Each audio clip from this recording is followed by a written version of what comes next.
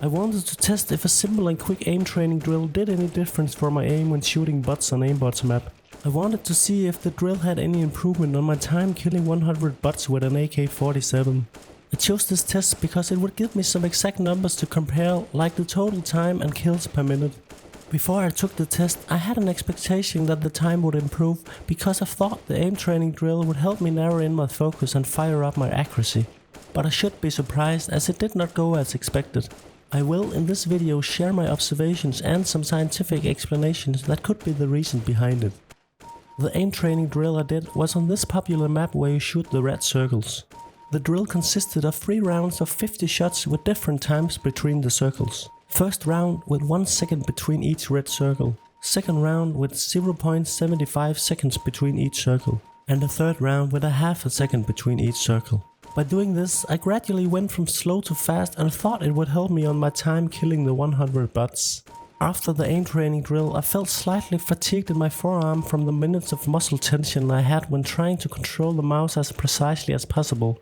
When I was doing the half a second part, I took myself a few times in having the attention on my right hand and mouse instead of the screen where I really had to focus. I think it was the physical sensations coming from the first fatigue signs that forced my attention to the right hand. In the first test I got 88.25 kills per minute with a total time of 1 minute and almost 8 seconds. In the second test I got 85.21 kills per minute with a total time of 1 minute and 10 seconds. This is a decrease in time of 3.45%. Some of the reasons that the time decreased could be that the warm-up routine was not long enough. Often players, not only in CSGO but in other sports, would warm up for a longer period of time, but would there be any difference if I did the drill for 10 minutes or 30 minutes, or are other factors more important? It could also be the fatigue in my right forearm. It actually felt like the biggest reason for the drop in time, as it felt like the fatigue forced my attention away from the screen and to my right hand on the mouse. It was then harder to focus on the next target and draw me further away from the mental flow state where my most optimal performance would occur. Another thing could be that it was my first time doing this kind of test. Sometimes I have used the map to warm up quickly before random matches, but not for a longer time than I did here. So when you look at how the new skill is learned, we know that improvements come over time by doing the same thing over and over again. The body and brain will adapt to the imposed demands, but not necessarily to other skills related to the task.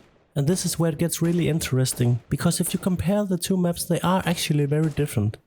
In the map with the red circles, you only see one target at a time, and by that your reaction time kinda resets in between each circle, as you can't predict where the next circle appears. Opposite, at the aimbot map you can't see more than one target at a time, and therefore you can plan forward which target you will hit next. So what does all this tell us?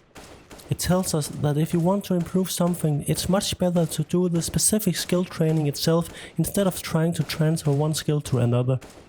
Not to say that there not will be an overlap over time from one skill to another, but this will probably take much more time and practice before you can see any overlap improvements. It made me think that I want to try and improve my time in the test by practicing the test itself. I will write down all my times and share my progression and observation along the way.